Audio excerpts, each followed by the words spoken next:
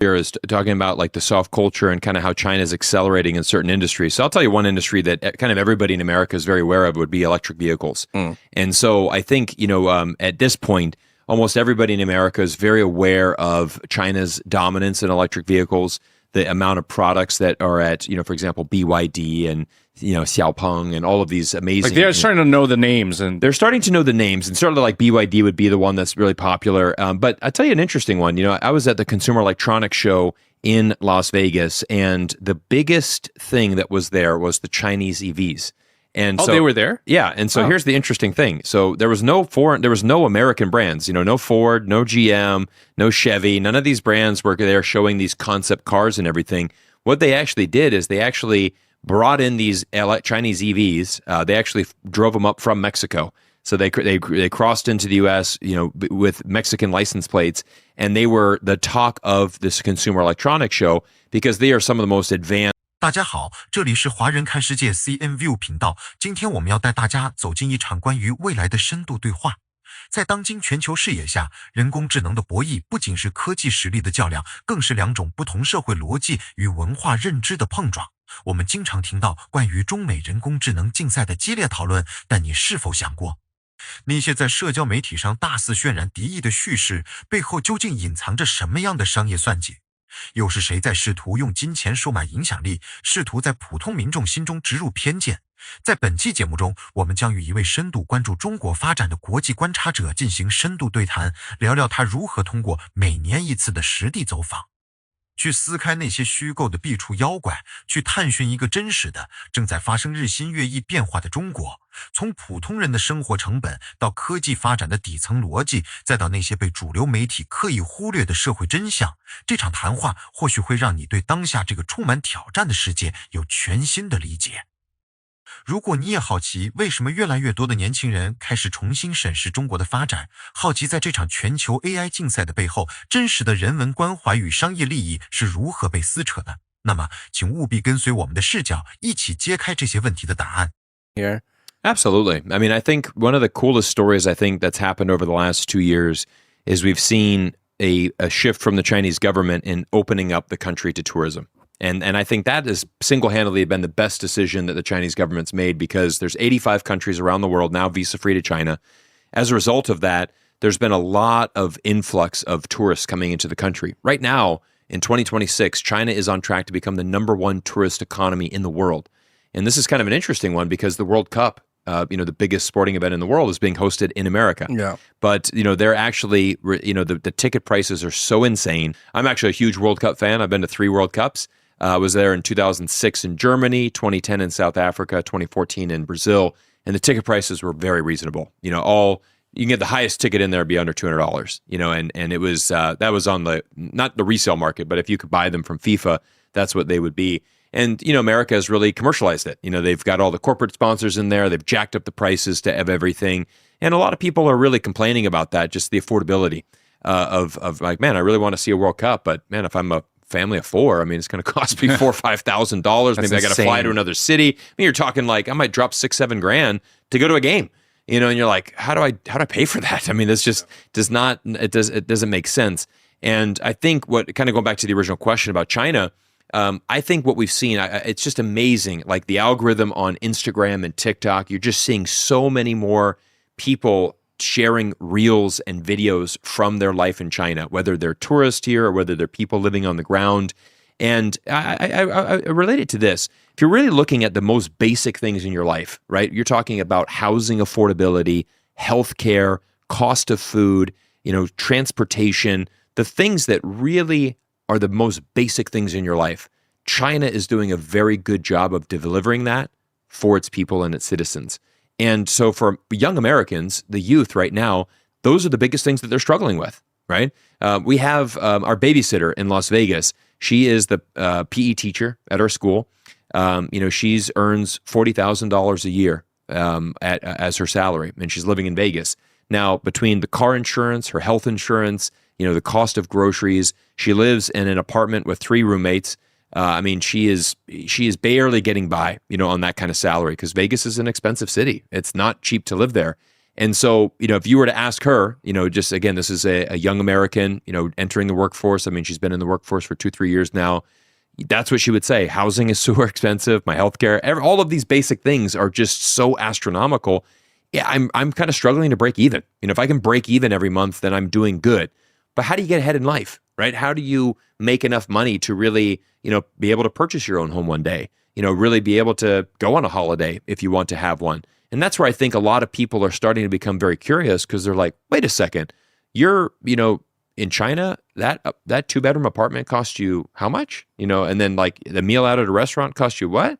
The healthcare costs you what? The transportation, is that good? The high-speed rails, the metro systems. And so they're really starting to see China in a different light because it's like, well, at the end of the day, I need to have my most basic needs in life have to be met. And if they're so expensive that I can barely survive here in America, but yet I'm seeing Chinese people and foreigners living in China being able to do that at a much more affordable rate, I'm very interested. And, an interesting stat, 188,000 Americans left the United States last year to go live abroad. I mean, I think what we're seeing is there's a lot more people saying, look, the new American dream is to actually make your money in the US and then go abroad. And just trying to find that formula where, if I can lower my cost of living and then I can earn, a similar salary, all of a sudden now I've got a difference. Now I can actually start to save some money. And that's, again, why I really, speak to the youth about this. I really say, look, you need to go abroad. You need to understand. And I'll be, full transparency. That was kind of how I got a head start in life is when I graduated Florida State, I bought a one-way ticket to Shanghai. And that's exactly what I experienced. I was working as a golf professional here in Shanghai. I was teaching lessons, so I worked on commission. But I thought, okay, if I can work really hard and teach a lot of lessons, I can make more money. My cost of living is significantly lower here in Shanghai. And I'm living in Shanghai, which is one of the most amazing cities in the world. So I'm living a good quality of life, but my cost of living is drastically reduced. And my salary is actually pretty decent. So, but I have a difference there. And now I'm able to save, invest, and I'm able to get ahead in my life. And that's where I think China is really winning right now and why more people are becoming more curious about China, especially the youth. And we're seeing a very, very big difference in the youth right now in their opinions on China compared to the older generation. That's the key message right there. The influx of content from all ages, right? But I think you see the response from the younger generation being like, wait, what? Just like you're saying, when you were explaining, you're like, what? Is it that's the price of that 2-bedroom apartment or whatnot? And it's a direct comparison to what one is facing, the realities of costs of living in America. Right. And even every single time when we have conversations with friends or people that we just met that are coming from the States, there's not once that I don't go, wait, what? Like the last conversation, we had someone visiting from LA, and he was telling us about our friend Dino. Yeah, about the cost of a beer at a bar. And he was like, yeah, it's like if you're not paying like, $20. I'm like, wait, $20? Wait, what? Yeah. That's ridiculous. He's like, yeah, that's normal. I mean, unless you go to like a TGI Fridays or something like that, then yeah, it's cheaper, like $12 or something like that. I'm like, $12? It's like, which to me is just mind-blowing. Living here is very different than living in America.